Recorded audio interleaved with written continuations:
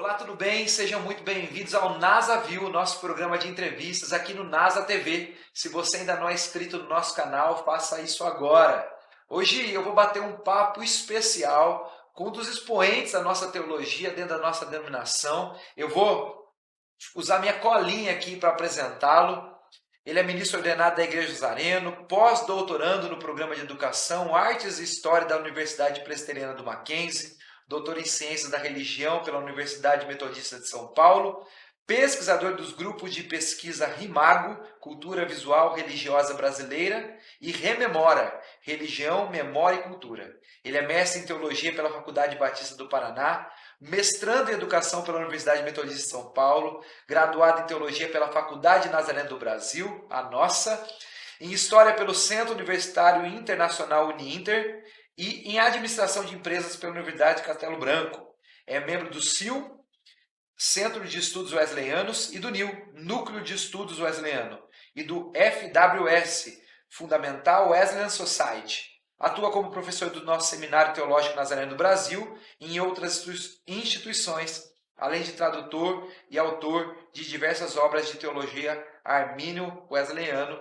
Esse é o nosso pastor Vinícius Couto. Nós vamos estar conversando com ele nesse programa, nesse tempo de entrevista, e eu já gostaria de lançar a primeira pergunta para ele. Certamente vamos falar sobre a nossa teologia, então anote aí tudo aquilo que for falado, volte o vídeo, mas extraia o melhor desse tempo que a gente vai estar aqui. Pastor, eu não sei se chamo de pastor ou de professor depois de todo esse currículo, mas a primeira pergunta é: a Igreja do Nazareno, ela vem de uma tradição wesleyana, armínio-wesleyana, mas o que é ser arminiano-wesleyano dentro da nossa teologia?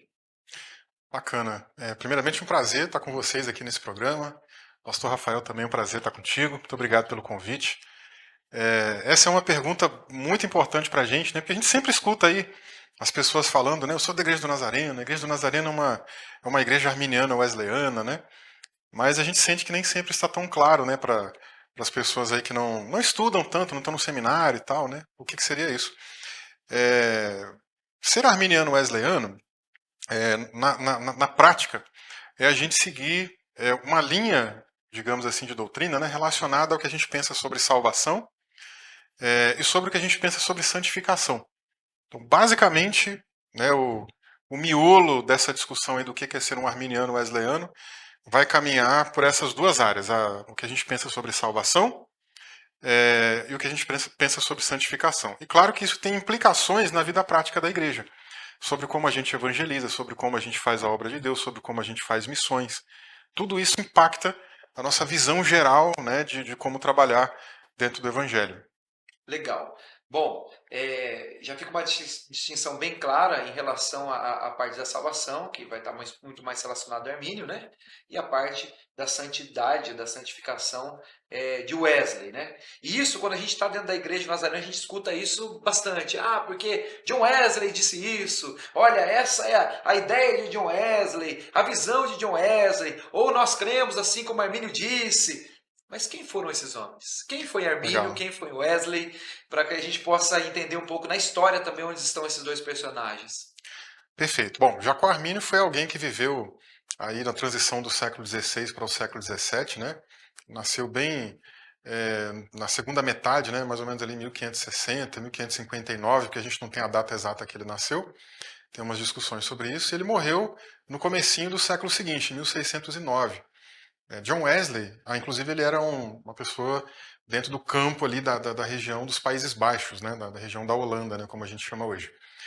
E John Wesley mais da região da Inglaterra, né, nasceu aí no comecinho do século XVIII, volta lá de 1703 e foi até o finalzinho, né, do século também, ainda no comecinho da década de 90 do século XVIII. Né.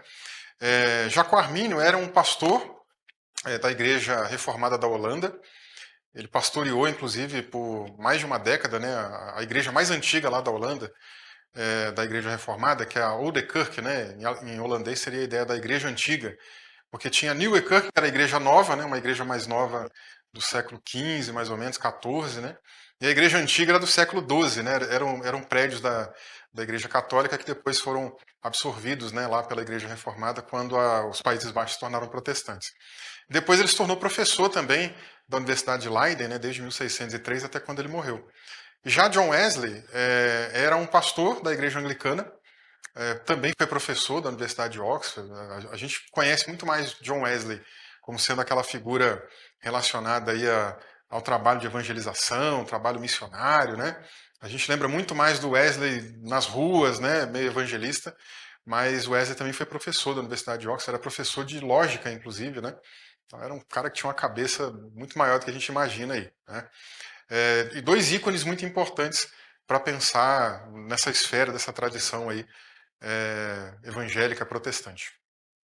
Legal. Bom, agora a gente entendeu um pouco onde estão na história cada um deles, e agora a gente passa a falar um pouco dessa questão da herança, né? Aquilo que foi deixado, aquilo que foi escrito, aquilo que inspirou não só a nossa denominação, mas tantas outras. Então, eu vou deixar o Wesley um pouquinho de lado, daqui a pouco ele volta, para que a gente possa falar um pouco dessa questão arminiana. Assim, a gente tem falado muito sobre isso, talvez seja um dos pontos divergentes com outras teologias, né, salvíficas, né? O que, que é de fato os pontos? Quais são os pontos da teologia arminiana da forma que nós cremos?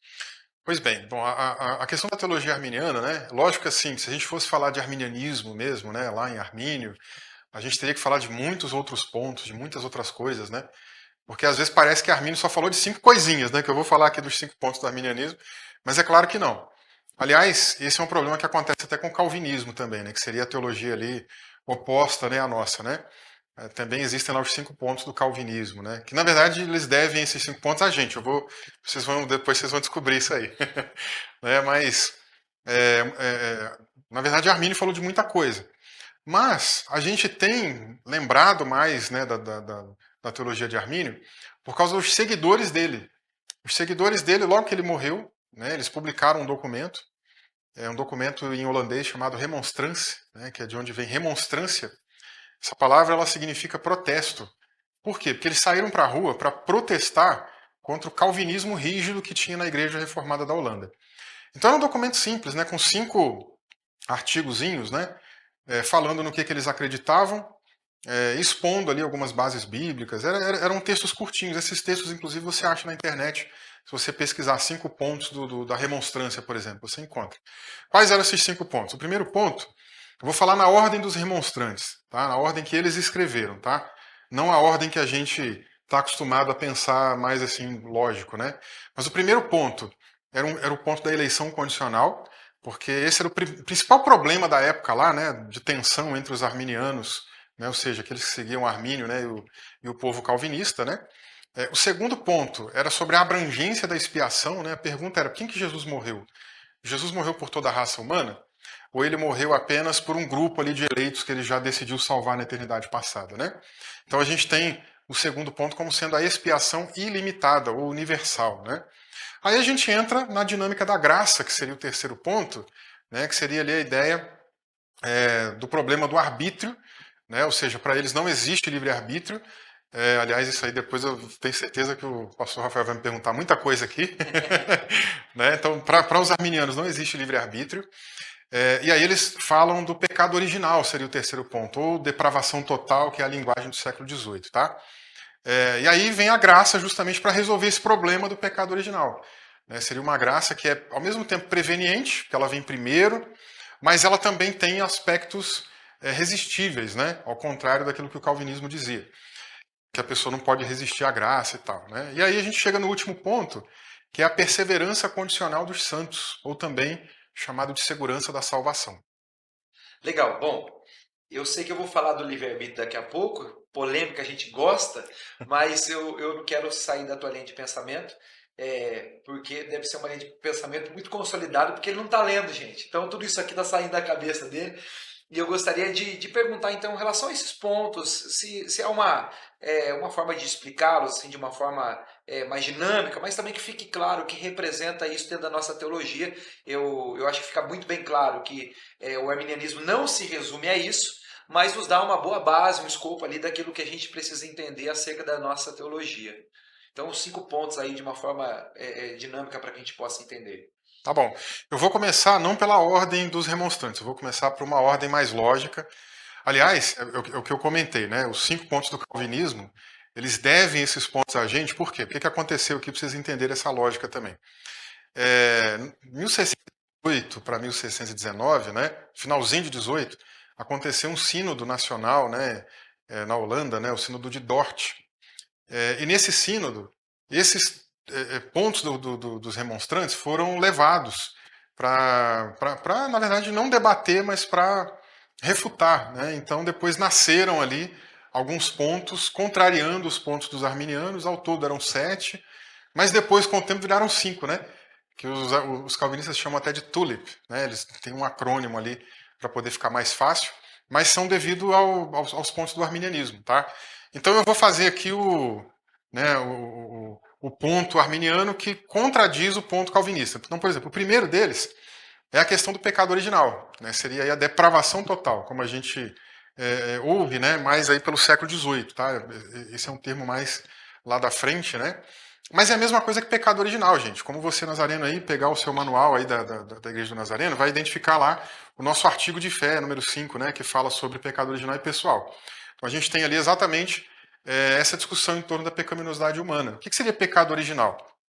Basicamente, é a noção de que o ser humano, a descendência de Adão, herdou o pecado de Adão, ou as consequências do pecado de Adão. Que consequências são essas, né?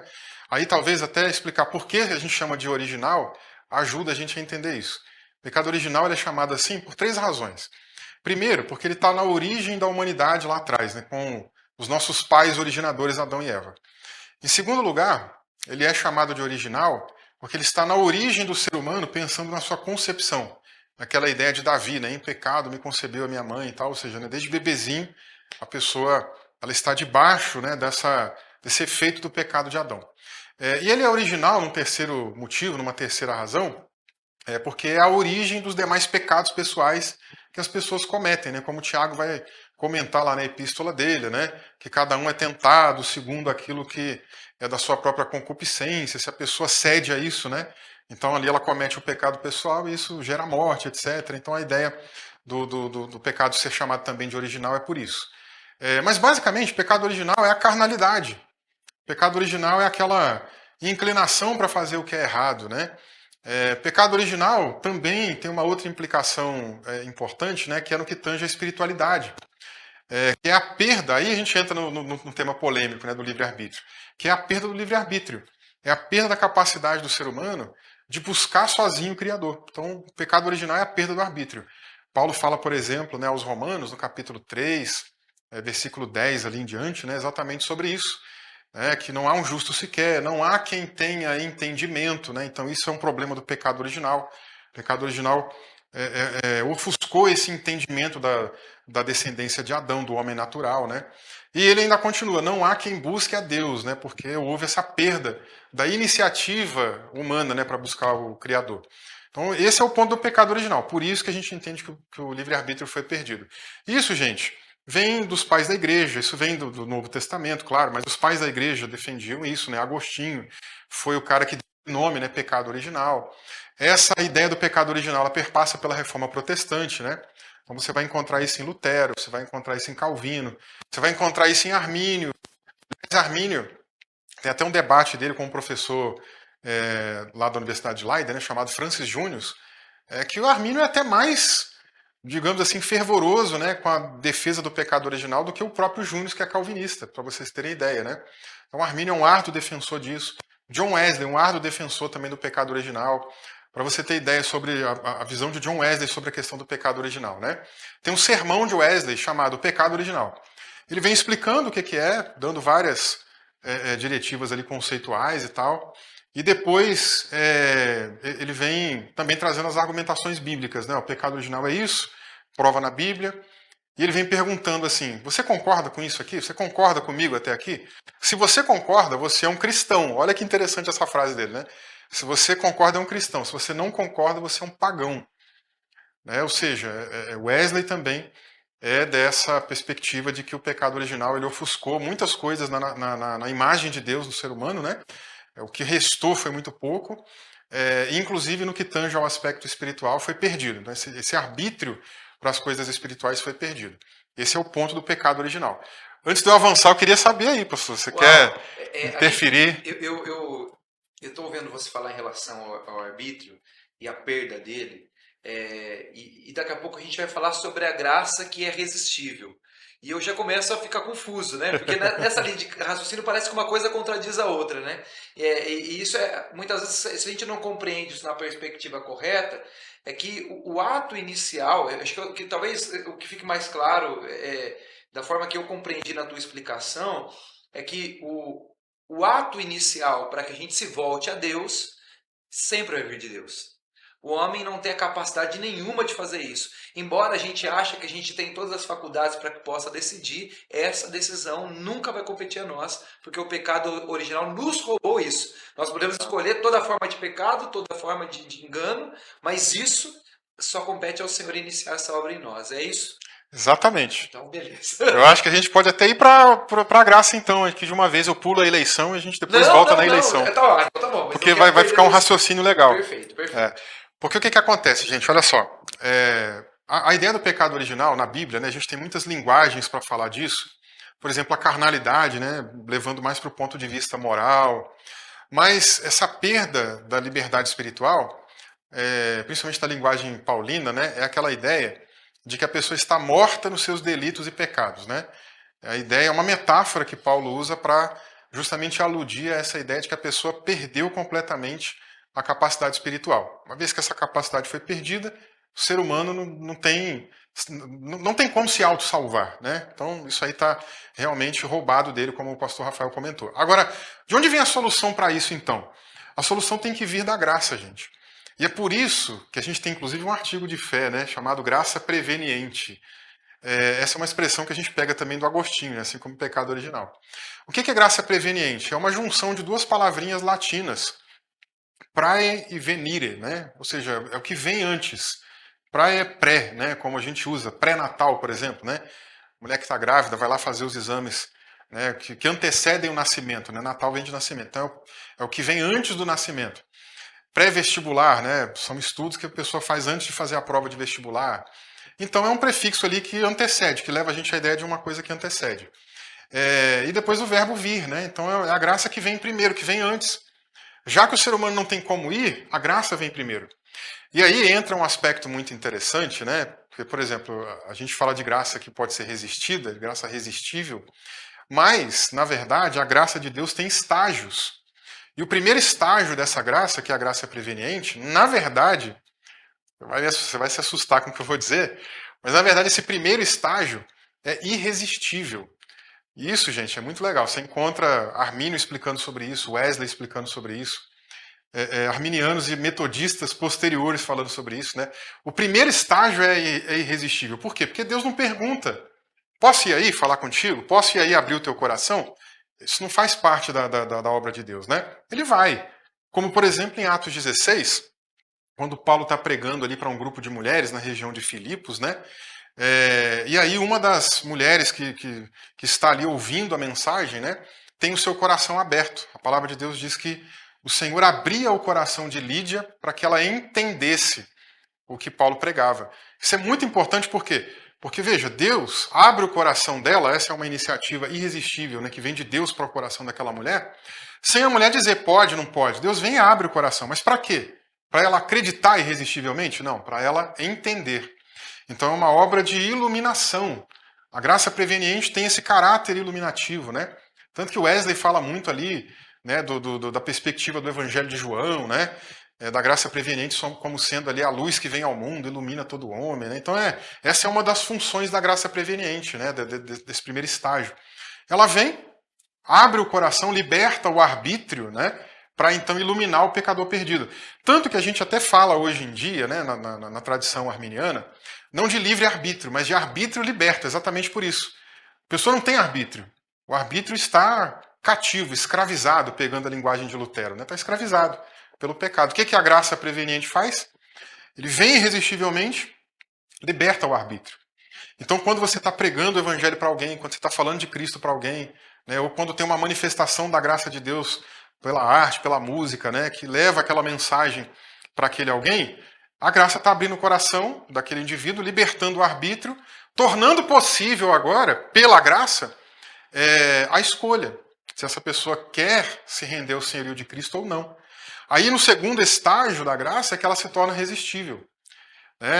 Aí eu gosto do caminho que John Wesley propõe para falar disso. Ele fala do primeiro estágio como graça preveniente e o segundo estágio como sendo agora já um outro aspecto da graça, né? Que é uma graça convencedora. Né? Então, ou seja, agora a graça vem convencer o ser humano daquilo que a pessoa está vivenciando, né? Passando, da condição dela natural, né? Mas ela, nesse estágio, ela pode dizer sim ou dizer não, pode aceitar, se render ou rejeitar essa graça. Né? Se ela aceita essa graça, então Deus opera ali a salvação naquele indivíduo, regenera, justifica, adota, santifica inicialmente, né? E aí depois o Wesley fala de um terceiro estágio, que seria a graça santificadora. Para lá na frente falar, aliás, de um terceiro estágio, que é a graça justificadora. Para lá na frente falar de um quarto estágio, que é a graça santificadora, né? Já na experiência cristã. Bom, eu tenho um pouco de dificuldade de compreender a questão da eleição, né? Às vezes as pessoas falam assim, não, você foi escolhido para morrer, você foi escolhido para viver. Isso é uma coisa assim que me assusta um pouco dessa forma. Porque olhando para essa questão da graça preveniente, da forma que foi apresentada e da forma que nós cremos, esse ato de Deus de libertar o nosso arbítrio, esse termo para mim saltou aos olhos. Eu gostei de ter escutado isso, me ajudou a melhorar até a minha compreensão em relação a isso. E eu me lembrei da história de um pastor, amigo nosso, da Igreja de Nazareno, o pastor Fábio lá em Sumaré, e ele conta a história da conversão dele dessa forma. Ele estava num lugar que ele não queria estar. Ele foi com alguns amigos crentes, num culto de crente, da Igreja de Nazareno, inclusive, e ele entra na igreja a contragosto, ele fica escondido atrás de um pilar durante a mensagem toda, não prestou atenção em quase nada. Ele conta essa história, é interessante, mas diz que o pastor falou assim, hoje é dia de salvação, ou noite de salvação. E ele sentiu algo que ele nunca tinha sentido. E isso fez com que ele tomasse uma decisão naquela noite. E ele falou que ele não consegue compreender como isso aconteceu, porque nem a mensagem ele tinha escutado direito, ele estava meio que querendo esquivar daquele momento, mas o Senhor naquele momento falou o coração dele e permitiu que ele pudesse tomar a decisão hoje, um pastor nosso.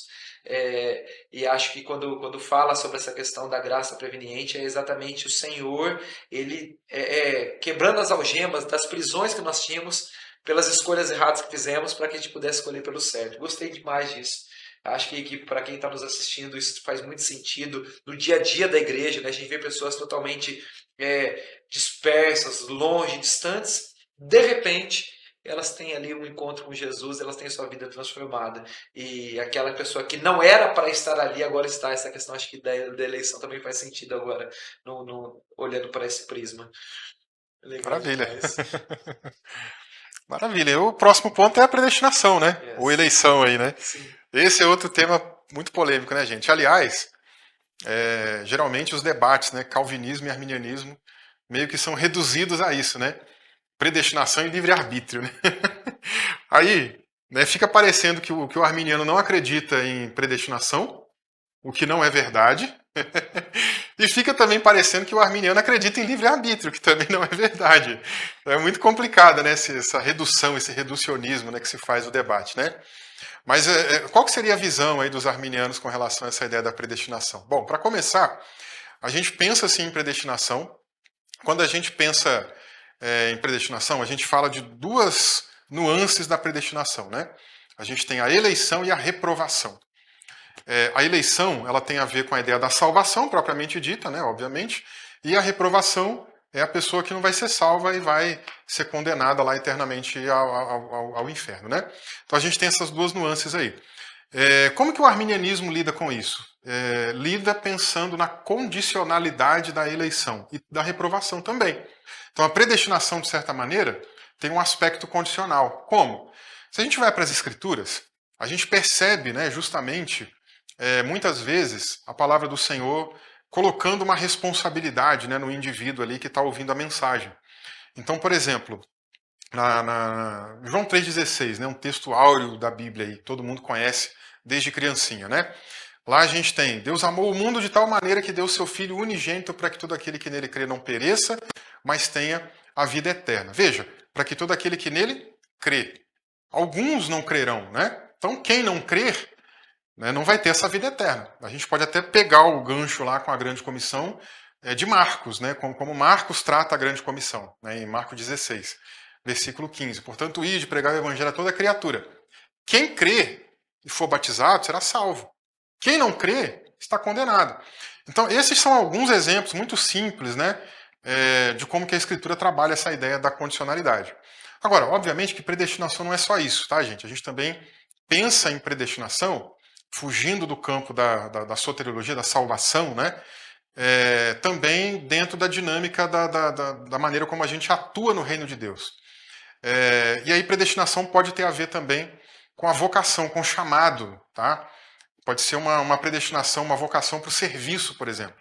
E isso não se restringe, por exemplo, apenas a crentes, pode ser para não crentes também. Eu tenho certeza que você vai lembrar daquela passagem que Jesus diz assim: não foram vocês que me escolheram, eu escolhi vocês. E escolhi para que vocês deem fruto, para que vocês vão, né? E para que o fruto permaneça. Quantas vezes a gente já não ouviu essa mensagem, essa palavra, esse trecho da Escritura, do Evangelho de João, como se Jesus estivesse falando de salvação, de predestinação para a salvação. E não. Ali Jesus está falando de uma vocação para o serviço, ele está falando da vocação apostólica, ele está dizendo para os seus discípulos: gente, eu escolhi vocês, né? Chamei vocês, separei vocês e estou enviando vocês para que vocês deem fruto. Então, essa vocação, ela vem do alto, gente. Não é uma coisa que a gente escolhe, né? Você pode pegar, por exemplo, Efésios 4:11, né, com aqueles dons ministeriais. Veja, o detalhe de como que o texto é construído, de como que Paulo fala para a igreja. Não foram... na verdade, ele vai comentar que ele mesmo, né, Deus, Jesus, deu uns para apóstolos, profetas, evangelistas, pastores e mestres. Ele mesmo deu. Então, não é uma coisa que brota da gente, né? Gente, se vocês me conhecessem quando eu não era cristão ainda, bagunceiro e ao mesmo tempo tímido, né? Por exemplo, na faculdade, na escola, eu tinha muita timidez, não conseguia apresentar trabalho. Jamais eu imaginaria que eu seria um professor, jamais eu imaginaria que eu seria um pastor, jamais eu imaginaria que eu iria pregar para um público, para muita gente, ou para um pouco de gente que seja. Jamais isso passou na minha cabeça, jamais. Porque eu realmente era muito fechado, muito introspectivo, né? Tinha muito esse perfil. Mas foi Deus quem chamou, gente, não tem como. Então, quando Deus chama, a coisa é diferente, né? Não foi uma coisa que eu elaborei, que eu planejei, eu já sei, quero ser pastor. Aliás, eu nem queria, gente. Para quem não me conhece aí, né? Antes da minha conversão, eu era do hip hop, gente. Eu andava com a calça caída, cueca aparecendo, né? Eu era bem mais magro, né? Era magrelão, né? Hoje eu não sou. Já virei crente mesmo, né? Já ganhei aí sobrepeso e tal. Tô tentando emagrecer. Mas o importante é você entender isso daí. Não fui eu que escolhi, não. Então essa é a mensagem que aparece lá no Evangelho de João, em Efésios, né? Ele mesmo é quem dá, ele mesmo é quem vocaciona, quem chama. Isso, inclusive, tem a ver com a ideia de santidade também, por incrível que pareça. A noção de ser santificado não se dá apenas, né, no campo da moralidade, como a gente está acostumado a pensar. Né? Ser santo, é não fazer isso, é não fazer aquilo, ou é fazer isso, ou é fazer aquilo, né? Não, é mais do que isso também. Pensa comigo, por exemplo, na oração sacerdotal de Jesus. Por eles eu me santifico. Pensa comigo, Jesus precisa ser mais santo em aspectos morais? Gente, Jesus é a perfeição da santidade, né? Não tem como agregar mais santidade para Jesus, é impossível. Então, quando a gente volta nessa fala de Jesus na oração sacerdotal, de que ele estava falando, afinal de contas? De uma separação para um trabalho, de uma separação para um serviço. Qual é o serviço? Qual é o trabalho? É o trabalho da substituição penal, né? É o trabalho da expiação, da obra dele no Calvário, por cada um de nós, né? Então é nesse sentido que ele está dizendo, por eles eu me separo. Assim como a gente vai ter os rituais de separação, de consagração no Antigo Testamento, né? Levítico 9 lá, a gente tem os sacerdotes sendo santificados, os utensílios, mesas, né? Objetos sendo santificados. É nesse sentido. A gente está separando algo ou alguém para uma obra. E eu disse que isso não se atém apenas ao meio de pessoas que servem a Deus, mas até de pessoas que nem são cristãs, que nem amam a Deus, né? Mas que podem estar sendo vocacionadas para fazer um trabalho para Deus. Quer ver um exemplo disso? Ciro da Pérsia. Você pega lá o livro do profeta Isaías, né? E Deus fala de Ciro, o meu ungido, né? Ali ungido é Messias, gente. A palavra ali hebraica leva ao entendimento do Messias. O que é um Messias? Messias é ungido é o separado, né? Então, como Jesus é o Cristo, o separado de Deus para determinadas missões ali né, relacionadas à nossa salvação. E Ciro foi um separado de Deus, né, para justamente libertar o povo, em especial de Judá, né, e alguma porção ali de Israel, do domínio dos babilônios, para trazer liberdade para eles na época do Império Medo-Persa, para reconstruir o templo, para reconstruir as muralhas, para iniciar um processo de restauração do povo de Deus, né? Então veja, essa envolve uma noção de predestinação que está muito além daquilo que a gente imagina, né? E nós podemos pensar ainda num terceiro aspecto da predestinação, que é o aspecto que eu tenho chamado de teleológico, né? Ou seja, a ideia de uma finalidade, de um propósito, né? Que pode ser essa vocação, por exemplo, para o trabalho, como pode ser, inclusive, às vezes, determinadas circunstâncias que a gente passa na vida, né? Então, nada disso foge do controle de Deus. Esse é um ponto importantíssimo para a gente entender. Nós, como arminianos, não negamos, em hipótese alguma, a ideia da soberania divina.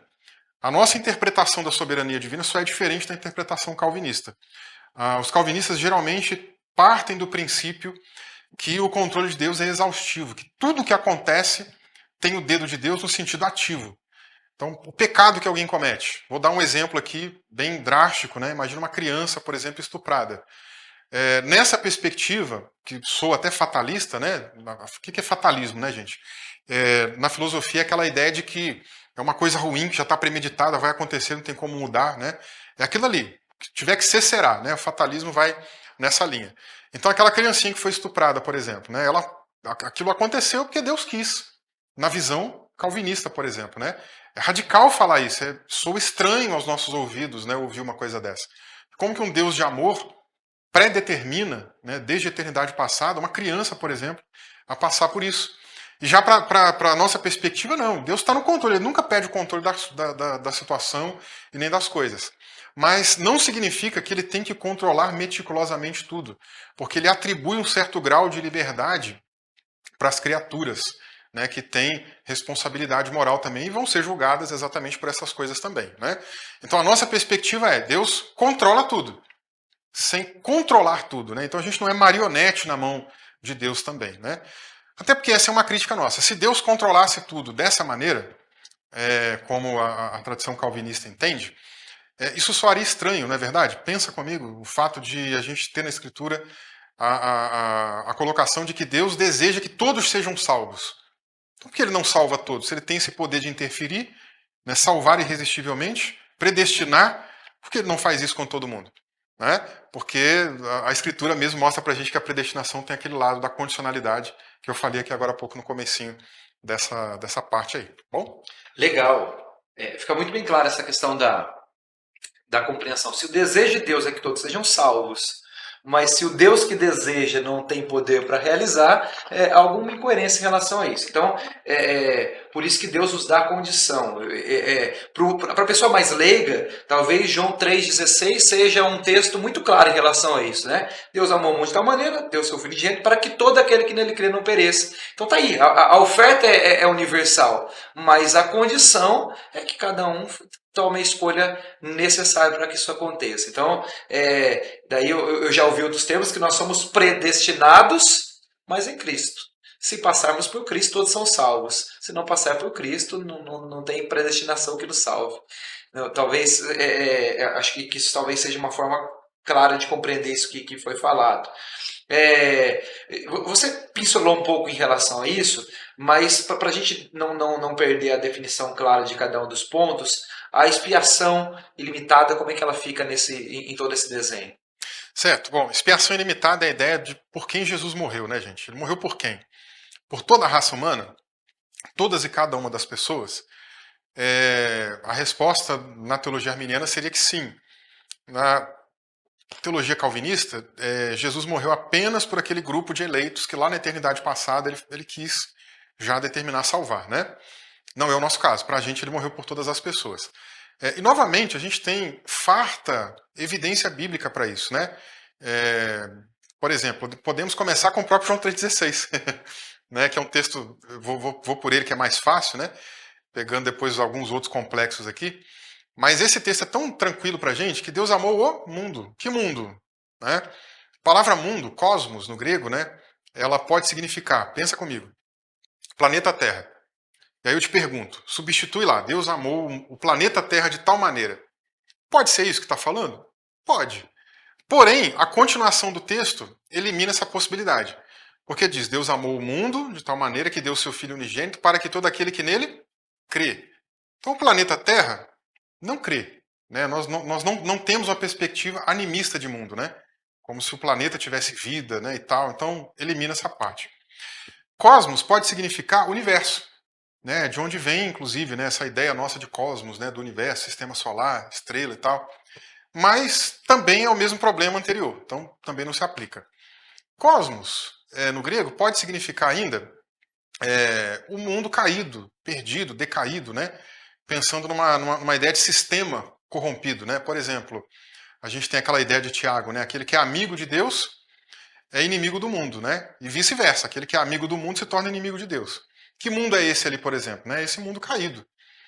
Então não tem como, não faz sentido Jesus morrer por esse mundo caído, né? Jesus é inimigo desse mundo caído, né? Não faz sentido algum. Quarta possibilidade, essa você vai ver que não tem possibilidade nenhuma de se encaixar em João 3,16. Porque a palavra cosmos pode significar também adorno. É estranho ouvir isso, né? Mas é de onde vem a nossa palavra portuguesa cosmético. Aí fica fácil de você guardar. Na carta de Pedro ele fala assim, não seja o vosso adorno, né, o cabelo trançado, as joias, etc. E sim um homem interior. Uma mensagem que ele dá para as mulheres cristãs ali daquele tempo, né? Então não adianta a mulher sair muito enfeitada, bonita, maquiada, né? Se por dentro ela, né, realmente também não quer dar o seu melhor para Deus. E aí também não faz sentido algum, né, gente? Jesus morrer pelos adornos, nenhum. E aí nos resta a quinta possibilidade, que é justamente a noção da raça humana. Então Jesus morreu pela raça humana. Deus amou o mundo, a raça humana, de tal maneira que ele deu o seu filho. Para que todo aquele que nele crê. Aí coloca essa condicionalidade outra vez, né? Outro exemplo interessante, né, a gente tem, por exemplo, Paulo falando, né, que Deus ele é salvador de todas as pessoas, especialmente dos fiéis. Esse texto é interessante, né? A graça de Deus se manifestou salvador a todas as pessoas, né? Especialmente aos fiéis. Quem são esses fiéis que aparecem ali? Aí a gente tem que ir para a palavrinha grega, né? Que tem a ver com a ideia de pistis, né? Que seria a ideia da fé. O fiel é aquele que tem a fé. Mas que fé é essa, por exemplo? No português, a nossa palavra fé é meio pobre, porque a gente pensa em fé muito na ideia da crença, né? Mas a palavra grega ela pode significar, na verdade, tem 4 elementos que estão interligados aqui à fé. Primeiro elemento, né? A crença mesmo, né? Porque exige da gente uma crença intelectual. Eu preciso entender, né? Por exemplo, quem é Jesus? Eu tenho que saber, eu tenho que entender quem ele é. Eu não preciso de uma cristologia complexa da teologia para saber disso. Mas a pessoa mais simples, a criança, né, que entender quem é Jesus, que ele morreu pelos nossos pecados, gente, isso é suficiente, né? Então tem o elemento da crença, sim, mas envolve ainda, além disso, a noção da esperança, a noção da confiança e a noção da fidelidade. Tá? Então esses 4 elementos fazem parte daquilo que é a fé verdadeira lá no Novo Testamento. É por isso, por exemplo, que Tiago fala, né, beleza, você está falando para mim que tem fé, mas eu quero ver na prática se você tem fé, as obras. Né? Então prova para mim pelas suas obras que você tem fé, porque ele está pensando na fé, em especial esse elemento fidelidade. Não tem como eu ser uma pessoa que tem fé sem de fato colocar em prática, né, essa fidelidade, essa vida realmente cristã perante o Senhor. Então veja, ele é salvador de todos os homens. Jesus morreu por todos os homens, por todas as pessoas. Mas é um questionamento muito comum, né? A gente poderia pensar assim: ok, Jesus morreu por todo mundo e a morte de Cristo pagou o pecado, né? Então a gente quer dizer que Jesus pagou pelo pecado de todo mundo? Pagou provisionalmente. Né? O que seria isso? Seria o fato de dizer que está lá numa provisão, mas a aplicação do perdão do pecado, essa aplicação ela só é realizada quando aquela pessoa que foi libertada pela graça responde positivamente à mensagem dessa graça e agora ela é regenerada e justificada. Aí o perdão é aplicado. Então Jesus sim morreu por toda a raça humana, mas aí vem a linguagem de Paulo, né? Especialmente pelos fiéis, né? Então essa é a ideia que ele aplica ali. A expiação ela é universal, mas a aplicação dela é somente para aqueles que se arrependem e creem, né? E um outro exemplo, gente, que para mim, eu até brinco assim, né, que é um checkmate, né, nessa discussão da expiação, é a segunda carta de Pedro, capítulo 2, né? Quando ele vem falando sobre falsos profetas. Bem no comecinho ali, versículo 1 mesmo, né, ele fala sobre falsos profetas que vão negar o Senhor que os resgatou. E aí a palavra que aparece ali para resgate, no grego, é uma palavra muito forte também, agorazo, né? Significa exatamente a ideia de você pagar o preço por alguém, por algo, né? Era uma palavra muito utilizada, por exemplo, no campo ali de pessoas que estavam no mundo da escravidão, e aí uma outra pessoa vinha e comprava aquele escravo, né, para ela. Ou poderia ser utilizada também no sentido de alforria, né? Eu comprei, paguei, né, e alforriei agora aquela pessoa. Que é o sentido que a gente vai encontrar exatamente nessa ideia que é usada lá. Falsos profetas pelos quais Jesus morreu. Jesus morreu por eles. O preço foi pago por eles também. Mas a gente sabe que esses falsos profetas não serão salvos. E, inclusive, Pedro se encarrega de explicar, né, que eles negam o Senhor que os resgatou. Tá? Então, veja, a expiação é universal, não tem como a gente fugir dessa realidade. Eu trouxe aí 3 textos, tem muitos outros textos na Escritura que falam sobre isso, né? Mas eu acho que esse é o mais simples para a gente entender. Aliás, é até por isso que existe um outro tipo de calvinismo, que é chamado calvinismo de 4 pontos. Né? Que eles acreditam em todos os pontos do calvinismo, menos nesse. Né? A gente brinca lá em inglês, né, que seria o calvinismo de Natal. O calvinismo Noel, sem L, né? Porque aquele acrônimo TULIP, né, que eu falei para vocês lá, né, que é um acrônimo do inglês, a letrinha L, ela corresponde a, vou traduzir aqui, seria limitada expiação, né? Então esse ponto lá para eles não tem. Porque realmente, gente, é o ponto mais controvertido, né? Talvez o ponto mais claro na Bíblia para a gente enxergar que Jesus morreu por toda a raça humana. Legal. Jesus morreu por toda a raça humana. Guarda isso aí no teu coração. Tem chance para todo mundo. Agora, bom, andamos bem nessa parte. Acho que a construção tá muito clara. Eu acho que assim que para quem está em casa, para quem está acompanhando, conseguiu entender como que as coisas estão interligadas, como faz sentido essa construção dentro da perspectiva daquilo que a gente acredita. Mas vamos lá. Passamos por 4 pontos até agora. O que impede você de voltar para o hip hop e eu de voltar para a vida que tinha depois desse momento? É determinante? Pronto, acabou, entreguei a vida para Jesus, a porta do céu está aberta. Como que funciona a nossa perspectiva de salvação e continuidade em relação a isso? Perfeito. Olha, esse também é um ponto meio controverso, né? Porque o que acontece? Armínio mesmo, propriamente dito, ele não é tão claro com relação a isso. Eu não vou nem explicar muito Armínio, gente, porque vai exigir da gente muito tempo, né? Para poder tentar trazer um pouco das ideias dele. Por exemplo, para tentar sintetizar, a gente tem uma frase, né, muito corriqueira, especialmente entre os irmãos aí batistas, presbiterianos também, né? Uma vez salvo, salvo para sempre. Que seria essa ideia, né, da perseverança dos santos, numa ótica que se eu estou salvo, eu não perco a salvação. Quem está salvo não perde a salvação, né? Armínio, o que pensava sobre isso? Primeiro, essa expressão não é da época, né? Mas Armínio, ele pensa de uma maneira muito complexa, de uma maneira que pode ser sintetizada assim. É possível, existe a possibilidade, mas não a realidade. Então Armínio se encaixaria mais, ele estaria mais próximo nesse ponto, né, talvez aí desses irmãos calvinistas, né, batistas, que tem muito batista que também é arminiano, né? Arminianos de 4 pontos, né? Depois eu comento um pouquinho sobre isso. Talvez Armínio, nesse ponto, ele se aproximaria mais ali. Agora, os remonstrantes, em 1618, em 1610, quando eles colocaram o primeiro documento ali, né, que eu comentei com vocês dos 5 pontos, eles falaram assim, isso aqui a gente tem dúvida. A gente precisa estudar mais. E não colocaram uma opinião fechada sobre isso. Agora, em 1618, quando estava acontecendo o Sínodo de Dort, eles revisaram o documento, fizeram um documento bem mais robusto, com muito mais informação, explicação, base bíblica, né?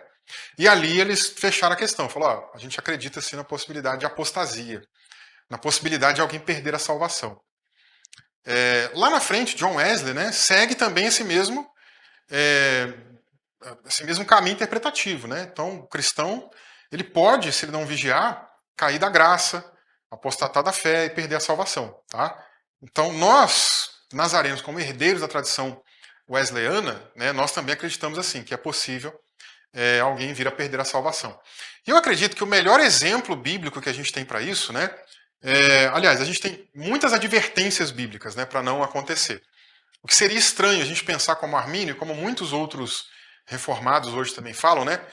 Ah, é possível, mas na realidade não acontece. Não tem lógica isso, né? Como que pode, mas não pode ao mesmo tempo, né? Então isso seria um problema de lógica também, não ajuda a gente a entender as advertências que a Bíblia traz. Para que a Bíblia vai trazer advertência de coisas que na prática não vão acontecer, né? Mas a gente tem exemplos na Bíblia de pessoas que se apostataram, né? Por exemplo, o próprio Judas, ele é apresentado como alguém, né, que no meio do caminho se apostata. A gente tem lá na frente esses falsos profetas que eu mencionei de 2 Pedro capítulo 2, né, porque se você continuar a leitura do capítulo 2, Pedro vai falar que eles escaparam das corrupções do mundo pelo verdadeiro conhecimento do Senhor, mas se deixaram ser vencidos por elas de novo. E aí, presta atenção comigo aqui nessa linguagem que Pedro usa, gente. É uma linguagem muito forte. Primeiro, quando ele fala que eles escaparam, né, esse escape deles é um verbo no grego, né, é utilizado num sentido de um lugar inescapável. Tem um filme do Sylvester Stallone, né, Rota de Fuga, já tem até 3, né, virou uma franquia. E nesse filme, a ideia, né, é ele entrar em algumas prisões de alta segurança, de segurança máxima, né, que em prática seria impossível escapar delas. Mas ele consegue escapar, né? Bom, a linguagem que aparece lá no texto bíblico é justamente de um lugar que é impossível escapar. E as pessoas saíram de lá. Como? Pelo esforço próprio? Pelo empenho próprio? Não, porque a gente já viu que isso é impossível. O ser humano perdeu essa capacidade. Como que eles saíram? Pelo conhecimento do Senhor. Que conhecimento é esse? A gente tem 3 palavrinhas gregas, né, para conhecimento. A gente tem ido, gnosco e epignosco. Ido é um conhecimento genérico. Gnosco é um conhecimento também amplo, genérico. Agora, epignosco é um conhecimento muito específico, né? Ele até acrescenta aqui um prefixo, né? A gente tem o gnosco e epignosco. Então tem um prefixo epi, né, que traz essa ideia de uma coisa além, acima, sobre, mais elevado, né? Então é um conhecimento mais elevado do que aquele mais genérico. Vou te dar 2 exemplos de onde essa palavrinha vai aparecer e você vai captar comigo como que essa palavra ela traz essa noção, né, de ser um conhecimento mais inerrante, infalível, por assim dizer. A primeira ocorrência que eu quero citar está em Mateus capítulo 7, Sermão do Monte, quando Jesus está falando sobre os falsos profetas. Ele faz uma advertência, né? Cuidado com os falsos profetas, eles vêm até vocês vestidos como ovelhas, mas por dentro são lobos devoradores. Imagina você ouvindo esse sermão lá de Jesus, você vai ficar preocupado. E agora? Como é que eu vou fazer? Como eu vou saber quem é um verdadeiro e quem é um falso? Jesus explica. Pelos frutos os conhecereis. Aí esse verbo aí usado lá para conhecer é justamente uma maneira conjugada de epignosco. Né? Ou seja, pelo fruto, o conhecimento, né, a análise desse fruto torna esse conhecimento inequívoco, inerrante, infalível. Você já deve ter assistido aí algum falso profeta pela televisão, gente. Você já deve ter visto. Você bateu lá, ligou a televisão, o cara está pedindo dinheiro para lá e para cá, inventando salvação por obra, né, colocando um monte de empecilho para a salvação. Aí você, na hora, ouviu o ensino, captou. Não, isso aqui que esse cara está falando está errado. Ou o contrário, né, ele até traz um ensino legal, mas aí você vai olhar a vida e o cara quer viver no luxo, quer roubar dos outros, né, enfim, aí você vê que as obras não condizem, né? E aquilo ali também no mesmo caminho mostra, né, elucida que é um falso profeta. Tá vendo? Então é um conhecimento inequívoco. Quando você bate o olho, você já sabe o que é. Outro exemplo interessante é quando Jesus está com os discípulos que desanimaram, né? Depois que Jesus morreu, tem uns discípulos que estão voltando para Emaús. Aí Jesus vem aí, como é que vocês estão? O que está acontecendo? Ah, então você não está sabendo? A gente estava esperando o reino de Deus chegar. Apareceu aí o cara que a gente achou que era o rei desse reino de Deus, que ia mudar tudo aqui na nossa situação política e econômica. Mas ele morreu. Ah, ele morreu? E aí Jesus vai pregando ali, vai ensinando eles, né, orientando eles.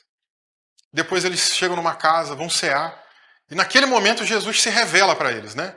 Jesus ficou oculto durante um tempo, mas agora ele se revela. Quando ele se revela, o texto diz assim, que eles reconheceram que era Jesus. É a mesma palavrinha. Então ali há um reconhecimento, há um conhecimento inequívoco. Não dá para dizer, será que era Jesus? Não, é Jesus. É um conhecimento inequívoco da parte deles, tá? Esses homens escaparam de um lugar inescapável por esse conhecimento inequívoco de Jesus. Jesus se revelou, a graça preveniente agiu. Eles se entregaram a Cristo. né? E agora o que acontece? Na continuação da narrativa de Pedro, eles se deixaram vencer novamente por aquela vida anterior. Né? Ou seja, o pecado foi bater na porta, eles foram se entregando, foram se entregando, foram se entregando. Resultado, não queremos mais servir Jesus. E abandonaram. Né? Esse é o sentido de apostasia, tá, gente? Apostasia é uma palavra que tem a ver com a noção de você desertar de um caminho. Imagina, por exemplo, um soldado que vai para a guerra, ele vai defender a sua pátria, ele chega lá no meio do caminho e fala, não quero não. Vou abandonar o meu povo aqui, vou abandonar os meus colegas, meus companheiros e voltar atrás. É uma deserção. Então, apostasia é isso. Apostasia não é pequei e perdi a salvação. Pedir perdão, ganhei de novo, tá, gente? Não é isso. Apostasia é um abandono deliberado da fé. É aquela pessoa que chega a um status de consciência, já conheceu Jesus, já entendeu quem é Cristo, mas ele fala, não quero mais. E ele abandona deliberadamente. Tá? Então não é Satanás que tira a pessoa, não é o pecado que tira a pessoa, não são forças sobre-humanas que tiram a pessoa, que é o que Paulo discute em Romanos 8. Romanos 8, o tema de Romanos 8 é a segurança da salvação pela união mística com Cristo. Em Cristo você está salvo e ninguém pode te tirar de lá, a não ser você mesmo. Tá? Então isso é a apostasia. Por isso que ela é condicional na perspectiva arminiana. Porque esses homens, esses falsos profetas, por exemplo, o que eles fizeram? Se deixaram vencer por aquela vida de pecado. E abandonaram a vida cristã. E se entregaram àquela vida anterior de novo. E aí Pedro até termina com um provérbio popular, né? O estado dele se tornou pior do que antes. O provérbio popular dizia, como o cão que volta ao vômito e a porca lavada que volta à espojadora de lama, né? O chiqueiro, né? Por assim dizer. E é um provérbio, tá, gente? Aí eu até aproveito para abrir aqui um parêntese interessante, né? Porque muitas vezes a gente escuta os nossos irmãos calvinistas dizerem assim, mas tá vendo, ó, nunca deixou de ser cachorro, nunca deixou de ser porco, né? Nunca mudou de vida, né? Então, quer dizer, a pessoa não nasceu de novo. Então não é apostasia. Não, mas não é esse o objetivo ali no final. Porque todos os textos proverbiais, na prática, né, o mais importante é a moral que o texto quer passar. Né? Não é para a gente interpretar ele literalmente. O mais importante é a moral. E nesse caso, a moral é isso, de alguém que vai por um caminho e volta, desiste daquele caminho e volta para a vida anterior, muito pior do que era antes. Tá? Então, isso aí. Legal, legal. Você falou do Stallone no filme Rota de Fuga, falando sobre a perseverança. No rock ele diz que o importante não é bater, né? É o quanto você apanha e permanece na luta, né? Naturalmente, depois que nós começamos uma caminhada com Jesus, nós somos de fato bombardeados, né? E muita coisa vem ao nosso redor para que possa nos fazer desistir, abandonar, e muitos param pelo caminho. Então, que a gente possa entender a seriedade da nossa caminhada. Bom, os 5 pontos para mim foram fantásticos a explicação, acho que a gente consegue compreender isso. Irmão, você está no YouTube, volta lá, escuta de novo, se tem dúvida anota e depois pergunta. Mas acho que a gente conseguiu compreender bem. Mas em alguns momentos da tua fala, você falou sobre arminianismo de 4 pontos. Existem outras formas de compreensão dessa doutrina arminiana ou só nós? Não, existem outras, né? A gente geralmente fala de pelo menos 3 tipos de arminianismo, né? Seria o arminianismo clássico, aquele mais ali de Armínio mesmo, né? Aquele arminianismo que ainda existe hoje, não tão mais fiel àquilo que antigamente era, né? Mas que segue ali o caminho dos remonstrantes. Inclusive, em 1619, eles fundam a Irmandade Remonstrante, que é a primeira igreja oficialmente arminiana, né? Como eles são expulsos lá dos Países Baixos, eles fundam essa igreja. Depois, na década de 1630, a igreja é permitida funcionar nos Países Baixos. Eles até funcionaram lá meio legalmente durante um tempo. Mas esse seria o arminianismo clássico, né? Muita gente hoje aí, talvez mais pentecostal, alguns batistas, costumam dizer que se identificam mais aqui, tá? O arminianismo wesleyano, né? Que é um desdobramento do arminianismo daquele de Armínio, com algumas diferenças muito sutis. E o arminianismo de 4 pontos, que é esse que segue os 4 primeiros pontos, mas o último, né, acredita ali que uma vez salvo, salvo para sempre. Tá? Então, basicamente, são esses 3 tipos aí. Ok. Bom, a gente falou muito da questão arminiana, mas eu acho que a nossa vocação está mais voltada para o arminiano wesleyano, né? Sim. Qual é a diferença entre tudo isso que a gente falou, agora voltado para a nossa questão teológica, na parte wesleyana, somada à parte arminiana? Bom, legal. O arminianismo wesleyano, se a gente fosse fazer uma diferença aqui entre essa perspectiva e a arminiana clássica, né, a gente poderia falar de algumas diferenças. Não são muitas, né, são poucas. A primeira delas, talvez mais importante, seja no entendimento da ideia da eleição. Armínio, ele pensa na ideia de eleição, de predestinação, mais a partir da presciência, né? Armínio valoriza mais a presciência. E a presciência em Armínio tem um papel mais eletivo também, né? Então, vamos dizer assim, que Deus olha no futuro, ele conhece tudo que vai acontecer exaustivamente, né? E com base na presciência ele elege as pessoas. O Wesley já segue um caminho diferente. O Wesley entende que presciência é só uma figura de linguagem, né? Por exemplo, a gente não vê na Bíblia falando que Deus se arrependeu, né? Deus não se arrepende, né, gente? Não tem como, né? Aliás, tem um outro texto que fala: Deus não é como o homem para que minta, nem filho do homem para que se arrependa. Aí você volta em alguns textos e tem: Deus se arrependeu disso, Deus se arrependeu daquilo. Como lida com isso, né? Como que a gente lida com isso? Exatamente com essa ideia de figura de linguagem. O arrependimento em Deus é uma figura de linguagem que a gente chama de ortopatia, ou melhor, antropopatismo. Ortopatia é outra coisa. Antropopatismo. É a gente atribuir sentimentos humanos a Deus. Nesse sentido, por quê? Porque ajuda a gente a entender em Deus, né, um pouco daquilo que ele está sentindo. Né? Por exemplo, se a gente pega a linguagem de Paulo lá em Romanos, quando ele fala do Espírito Santo interceder por nós com gemidos inexprimíveis. É tão inexprimível que a gente não sabe o que é. Né? Então é também uma atribuição de sentimento, de um sentimento muito profundo, né? Um pesar muito profundo. A ideia do arrependimento em Deus é isso também.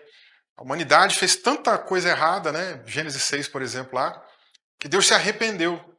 Não é que Deus foi pego de surpresa, nossa, se eu soubesse, eu não tinha criado a humanidade. Não. Mas é como, por exemplo, um casal, né, que foi lá, fez o casamento, fizeram os votos, né? Jamais imaginavam que se separariam, se amaram, o plano era ficar até que a morte os separasse. E aí, no meio do caminho, alguma coisa acontece, um trai o outro, né? E vem uma decepção tão grande, mas o sentido dele não é a decepção, é a tristeza profunda causada por isso, né? E aí talvez seja o mais próximo para a gente entender o que é o arrependimento de Deus, por exemplo, né? Ou em Deus.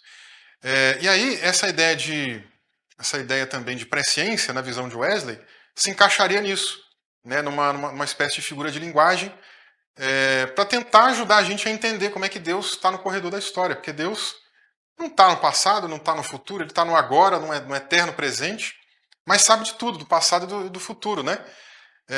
Então é uma figura de linguagem na visão de Wesley. Por isso ele valoriza mais aquilo que a gente chama de eleição corporativa.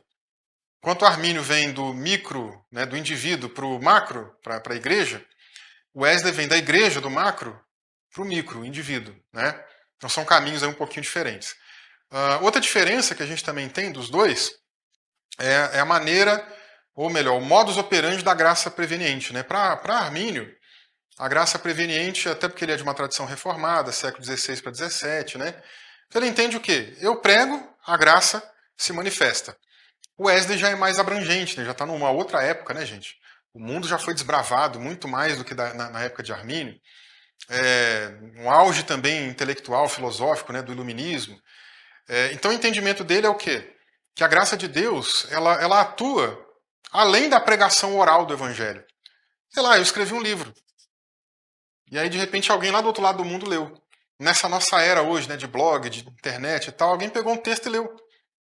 E ali ela pode ser tocada por isso. Não precisa da minha pregação oral. De repente, uma manifestação artística, né, uma música que você compôs, tal, chega no outro lugar do mundo, alguém ouviu. E ali aquela mensagem carrega, né, a graça. Ou de repente, quem sabe aí também uma peça teatral, um filme, né, podem ser meios, mecanismos pelos quais Deus se auto-revela, né, para essas pessoas aí em lugares distantes, tá? Então essa é uma compreensão diferente também que a gente encontra em Wesley. E a mais significativa, né, que é inclusive um ponto muito assim identitário para a gente, né, para nós enquanto nazarenos, é a questão da santidade. Então Wesley é alguém que entende, né, essa noção aí da inteira santificação, que para ele é um sinônimo de perfeição cristã.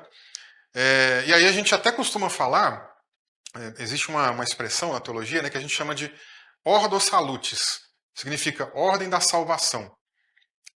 Que é a gente tentar entender como que ela começa até onde ela vai, né? Então, por exemplo, começa onde, para nós arminianos? Começa na graça.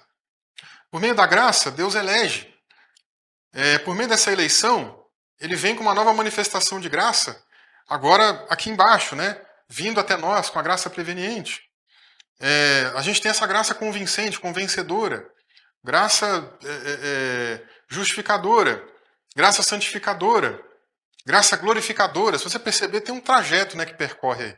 Então, em Wesley, a gente até fala de via salutis, ao invés de ordo salutis, né, de caminho da salvação. É um caminho mesmo, né? Você vai parando para pensar, é um caminho. Olha, lá na eternidade passada foi acontecendo assim e tal, né? E Deus quer que a gente chegue até aqui. É um caminho, um percurso, né? E nesse sentido, a santificação, ela também é eu diria assim, um cimento muito importante que dá liga, né, a tudo isso que a gente falou nesse caminho da salvação. A santidade é o ponto, é o eixo central na teologia wesleyana. Aliás, os estudiosos de teologia wesleyana concordam, né, os principais estudiosos aí concordam que esse é o eixo axial de Wesley, né, pegando aí a frase do Albert Outler, né, que é um especialista em Wesley. Ele fala que a restauração da imagem de Deus para Wesley é o ponto central, é o ponto axial. E isso tem a ver com a interessantificação. Essa restauração da imagem de Deus é interessantificação para Wesley também. Tá? Então essas são as principais diferenças aí. Legal.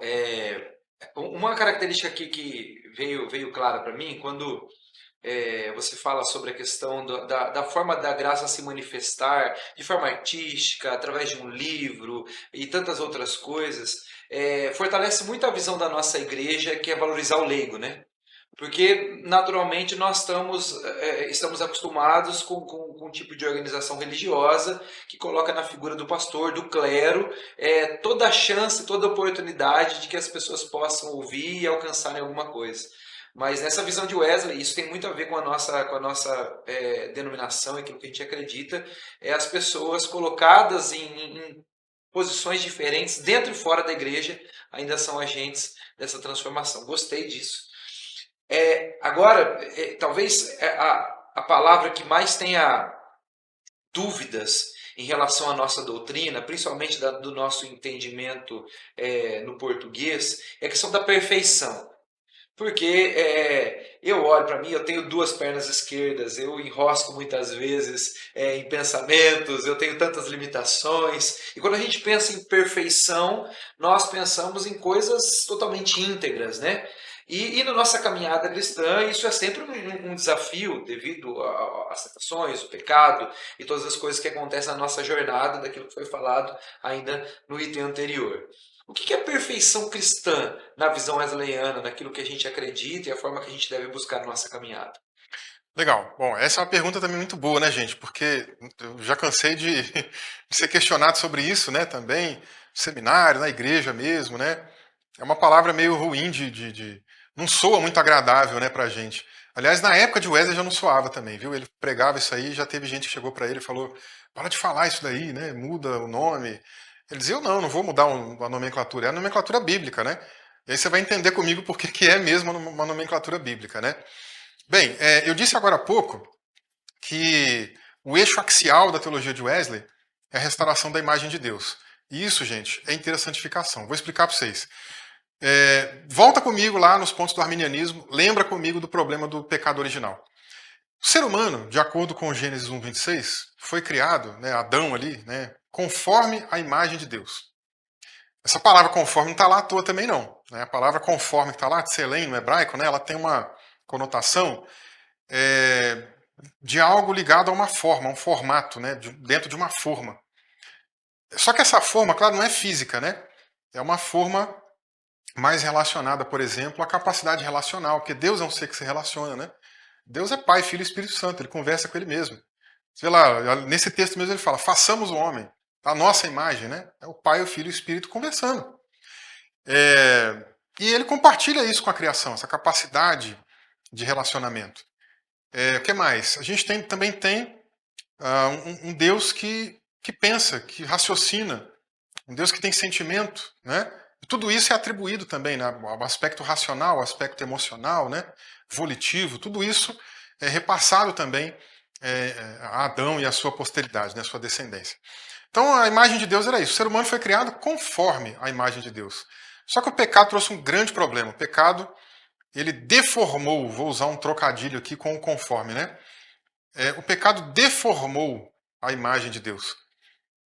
E aí, se você olha para a condição do ser humano, aquele que Paulo chama de homem natural, né? Que é essa pessoa que não nasceu de novo, e você fala, não tem condição dessa pessoa fazer nada. Tá num caos, está destruída, né? Não tem o que fazer. Mas graças a Deus que pela graça dele, ele tomou uma iniciativa de nos salvar, ou de pelo menos tornar possível, né, possibilitar essa salvação.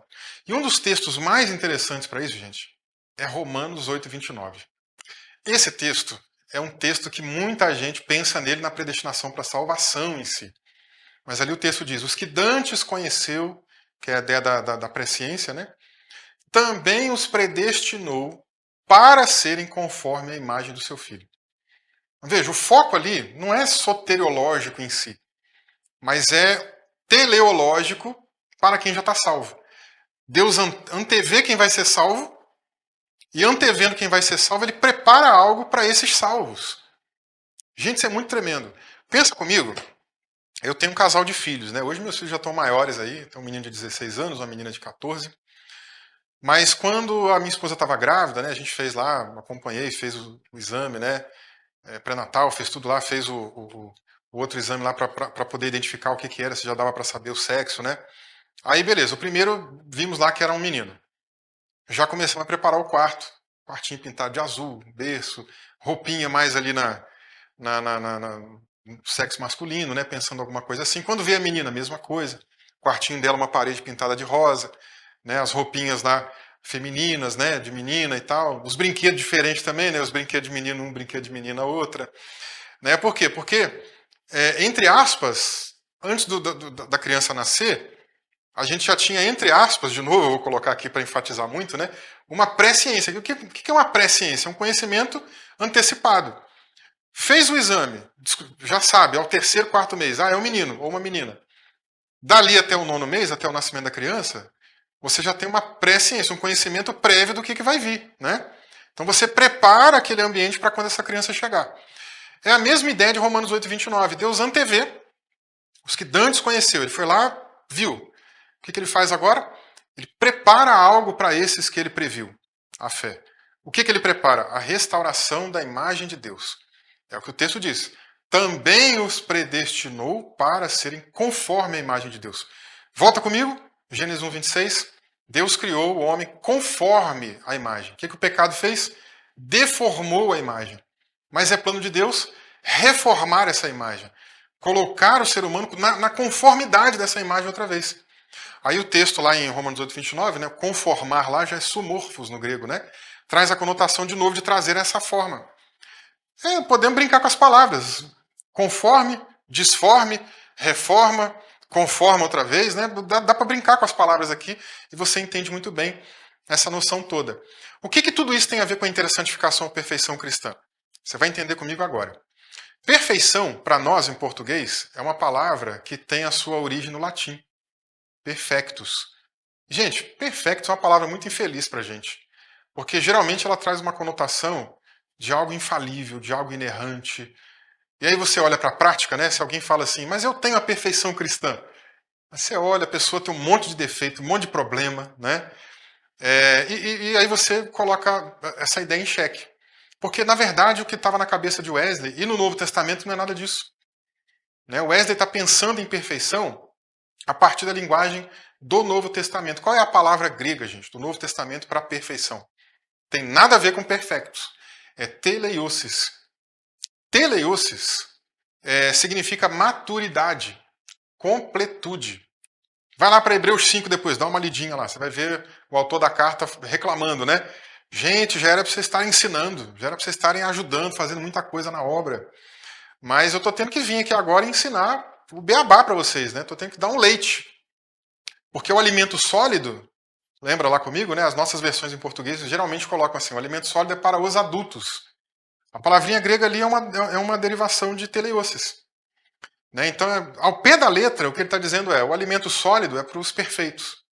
Né? Mas a ideia é essa, de maturidade. Né? Você não dá um alimento muito pesado, né, para alguém que ainda é novo na fé, por exemplo.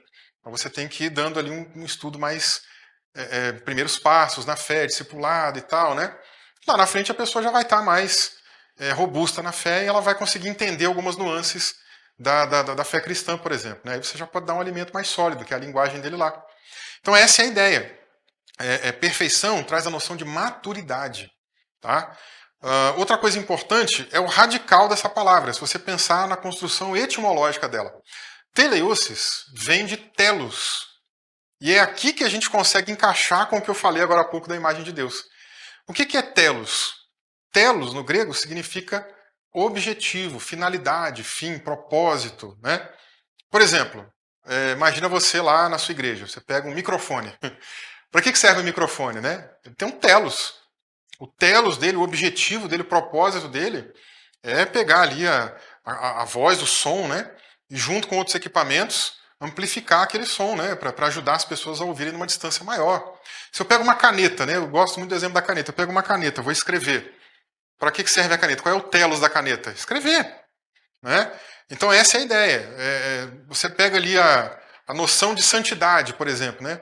Qual é o nosso telos de santidade? Né?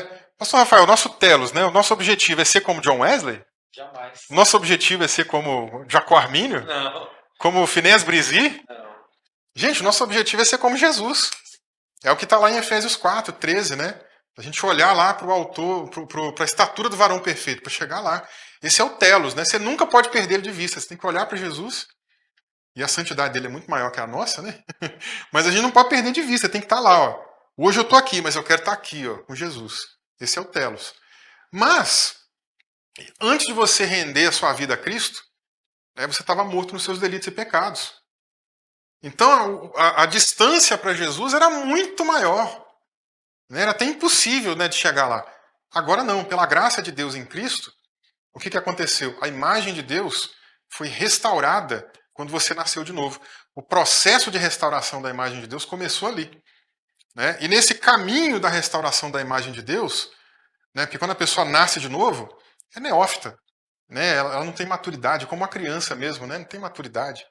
Então ela quer viver o evangelho, ela quer viver a graça de Deus, ela quer fazer a coisa certa, mas tropeça. Ela desanima de uma coisa aqui, faz outra coisa errada ali. Mas ela, amando a Jesus, ela fala: não, mas eu quero mais. Eu quero crescer na graça, eu quero crescer no conhecimento, eu quero ser mais fiel a Deus.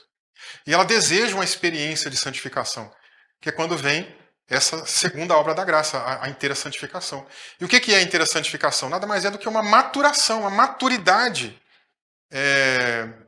promovida por Deus, nessa imagem de Deus, né, em nós, para que a gente continue crescendo cada vez mais para atingir aquele objetivo, que é um objetivo que não pode nunca perder de vista, né, como eu disse para vocês.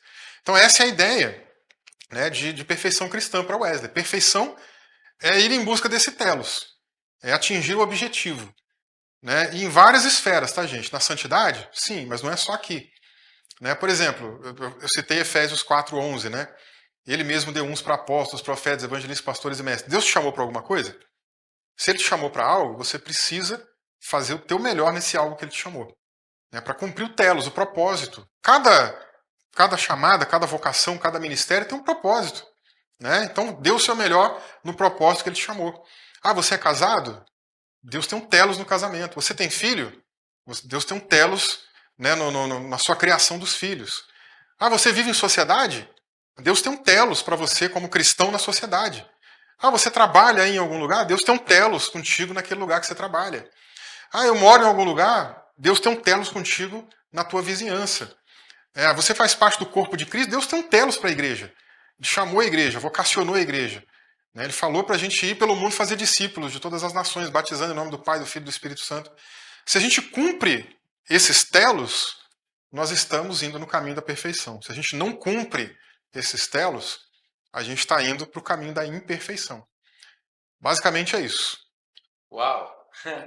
Se Deus tinha um telos para esse bate-papo, certamente a gente chegou perto, porque é um tempo muito precioso, muito conteúdo, de forma muito clara. Estou impressionado mesmo que a gente está conversando aqui há mais de uma hora e não tem nenhuma anotação, nenhuma referência. E isso para mim é muito importante para que a gente possa mostrar para as pessoas que tudo isso que nós acreditamos, tudo isso que nós temos pregado já há tantos anos como igreja, é algo que é possível a gente aprender a absorver e, e esse é o propósito desse bate-papo, daquilo que a gente está fazendo aqui. Antes da gente encerrar, eu gostaria só de uma última colocação tua, dar uma colocação um pouco mais pessoal, né? A gente foi técnico até agora, que é a proposta do nosso bate-papo, é sempre trazer conversa com pessoas que são referenciais e conseguem nos ensinar e direcionar a igreja em aspectos que são importantes, tanto para aquilo que a gente vive dentro, mas também fora.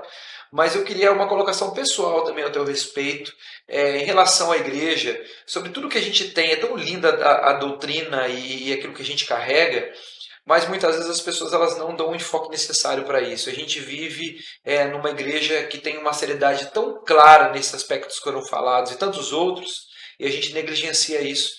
Então eu queria que você falasse para as pessoas que estão nos assistindo sobre a importância desse conhecimento, a importância de buscar alcançar o telos naquilo que a gente crê, naquilo que a gente acredita e o que isso vai fazer de diferença na vida das pessoas. Fique à vontade.